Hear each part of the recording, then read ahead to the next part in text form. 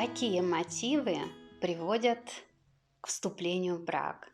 Какие мотивы ведут к созданию семьи? И сегодня я о том, какие фундаментальные знания утеряны о тех функциях семьи, которые она должна была нести. Почему множество веков пары создавали семьи, поддерживали в них отношения, решали множество проблем и наполнялись любовью из года в год. И почему сейчас молодые семьи игнорируют что-то, что является фундаментальным, приходя к конфликтам? Сегодня с вами я, семейный психолог Людмила Мурзина, как раз обо всех этих фундаментальных знаниях, которые, возможно, кажутся устаревшими. Но из поколения в поколение мы создаем все-таки те самые семьи, которые несут основные функции, несут основное предназначение семьи. Начну с того, что для вступления в брак у каждой пары, у каждого человека, мужчины или женщины, существуют определенные мотивы. Какие же это мотивы и как они ранжируются по степени важности и значимости в современном обществе? Ну, по исследованиям я хочу сказать, что, да и я соглашусь с этими исследованиями, я хочу сказать, что на первом месте вступление в брак идет по желанию убежать из родительской семьи. Показать: я взрослый, я могу сам. Под этой взрослостью понимая, что я хочу жить отдельно. Я не хочу слушать вас, дорогие мои родители. Я хочу показать себя взрослым. Второй момент, по которому очень часто молодые люди, особенно, да и не молодые, вступают в отношения, вступают в брак, это одиночество. Это то самое чувство, которое кажется, что я никому не нужен, у меня никого нет, я не знаю, что делать мне одному. Это чувство, я хочу сказать, не любви к себе. Но, вступая в брак из чувства одиночества, что же вы можете подарить? Вы так или иначе станете только потребителем, и эти отношения также будут обречены к конфликту и, возможно, разводу. На следующем месте вот тех мотивов вступления в брак является престиж и является улучшение своих материальных каких-то благ. То есть я хочу, часто это выглядит со стороны девушек или женщин, как, ну, скажем, та материальная помощь, которую женщины хотели бы получить, улучшить свое положение. Я не хочу работать, я не хочу сама делать ничего, но я хочу, чтобы мое положение было выше. Оно будет выше социально, оно будет выше материально. И иногда или часто женщины все-таки ошибаются, потому что на моменте ухаживания мужчина может показать себя щедрым, он может потратить все свои средства, он может набрать сейчас массу кредитов, предоставляя тем удовольствия или делая какие-то подарки женщине и не показывая своей истинной картины, своего истинного положения. Следующее по мотивам, которые, на которых строится брак, это долженствование. То есть я боюсь обидеть своего партнера по интимным отношениям. Мы что-то пробовали, мы встречались 3 года, мы потратили на это время, на время ухаживания свое личное пространство и время, какие-то свои средства.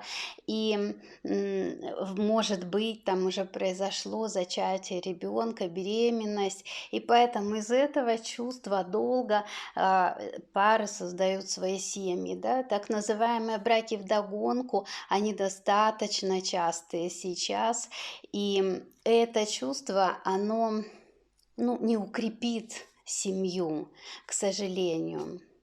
И только на 5-м месте то количество семей, которые строят свои отношения на чувстве любви.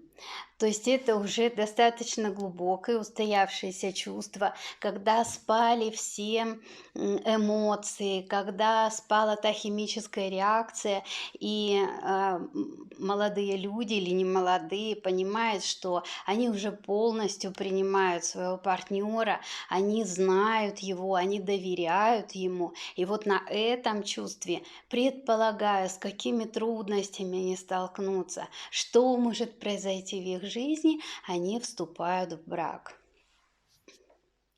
На 6-м месте сейчас, в современном мире, уже браки, которые строятся как следование традициям или уступкам своих родителей. Когда родители решают, да, то есть таких сейчас немного осталось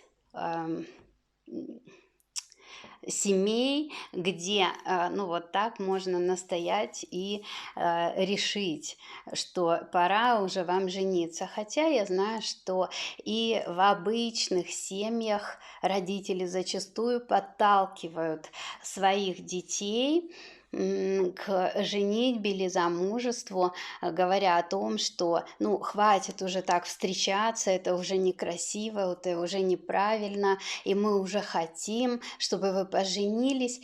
И в нашей семье так вот все в обязательном порядке вступают в брак, и поэтому ты тоже должен.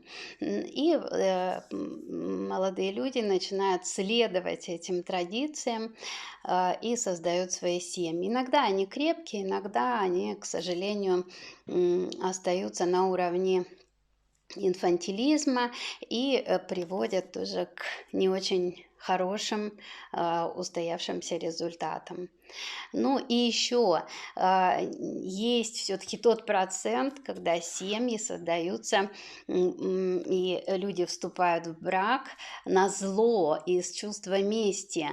Как правило, когда произошло расставание, когда кто-то кому-то насолил, не так поступил, изменил еще на этапе знакомства, на этапе дружбы, на этапе ухаживания или на первых годах совместной жизни, и вот тут я пойду и сейчас вот женюсь, и пусть тебе будет хуже, или пойду и выйду замуж назло тебе, вот посмотри, какого я себе нашла мужа, да, ты был никчемным. То есть вот такие браки, они тоже есть, но их теперь уже не очень большой процент. И теперь, когда уже построена семья, когда люди вступили в брак, к чему же они должны прийти? Что они должны понимать? Я хочу вернуться на какие-то устоявшиеся такие фундаментальные знания, какие функции несет сама по себе семья. Зачем нужно вступать в брак? Мы сейчас очень много говорим о свободах, мы очень много говорим о независимостях, о каких-то деструктивных, больных, абьюзивных отношениях, и совсем не говорим, зачем люди вступают в брак. Зачем люди строят семью? Зачем они рожают детей?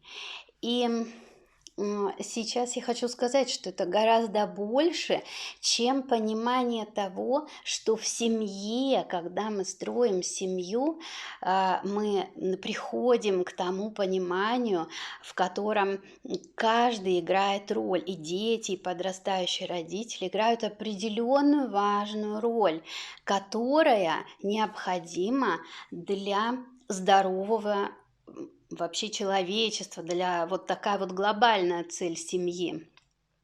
Все подобное подобному. Если помните, или читали, что, раньше говорили: "Семья - это ячейка общества". Ну, не очень, такое вот выражение сейчас, все пренебрегают им, но если посмотреть по большому счету, то, рассматривая семью, рассматривая какое-то предприятие, рассматривая государство, рассматривая, собственно, сейчас мироздание, мы будем говорить о том, что все подобное подобному, все строится для каких-то целей.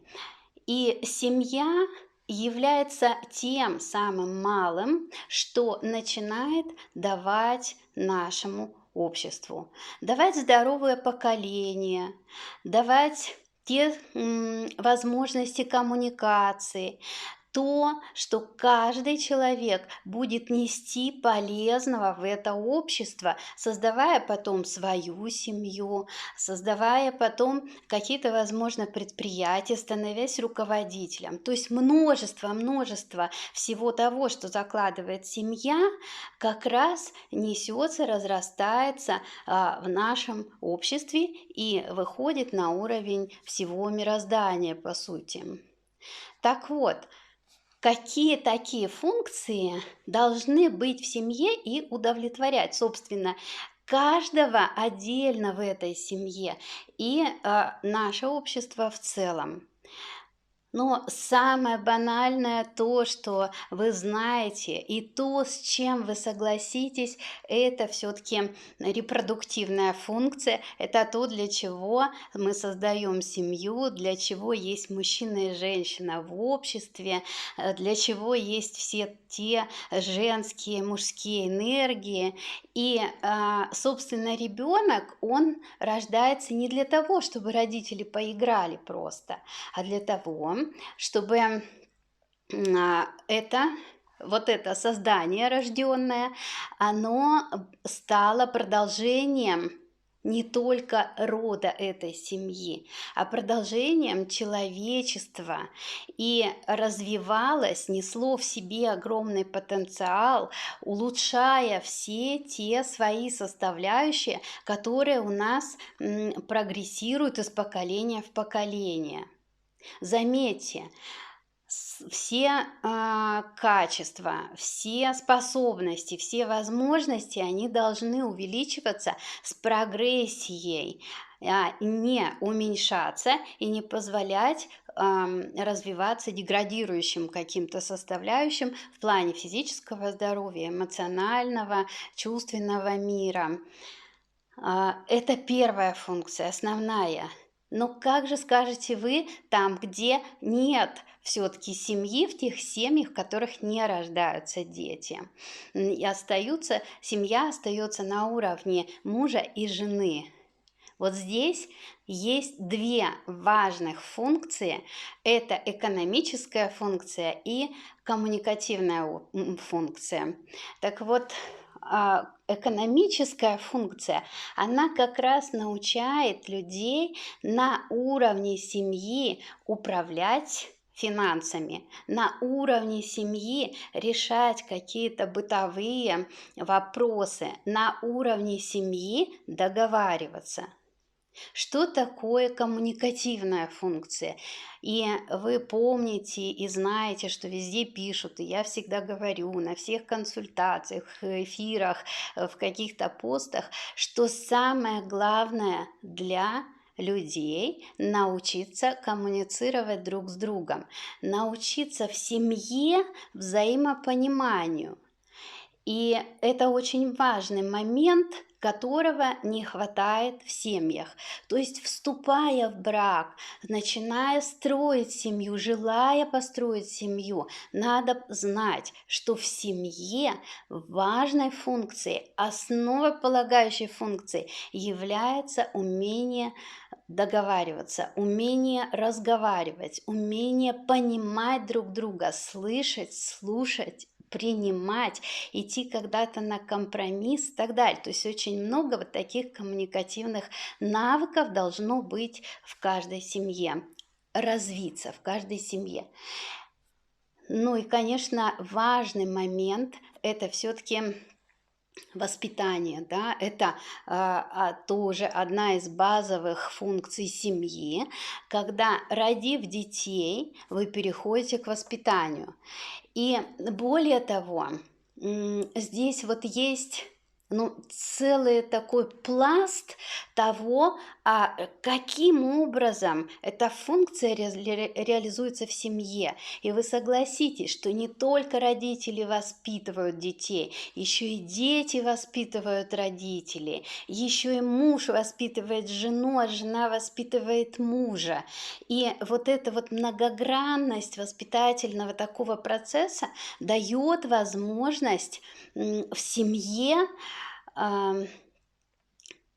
прожить опыт тех ролей супруга, супруги, роль родителей, роль детей, вот множество всего. Это настолько красиво, если понимать глубоко, что дает семья лично каждому, что дает семья вот друг другу и что дает семья обществу. Кроме этих функций есть еще функция культурная. Да, это развитие культуры, это способность нести культуру откуда-то извне в семью.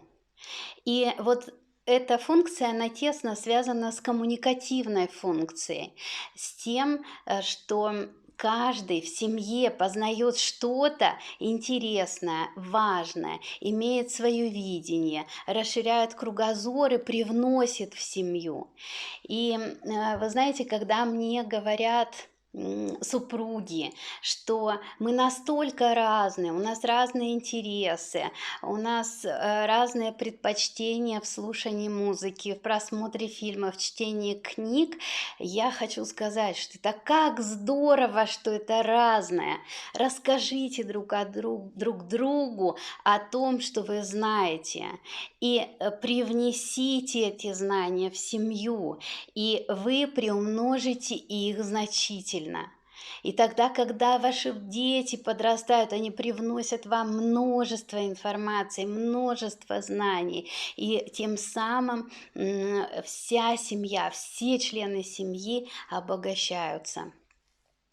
Но вот на этой прекрасной ноте, на том, какая ценность подразумевается под созданием семьи, я хочу закончить.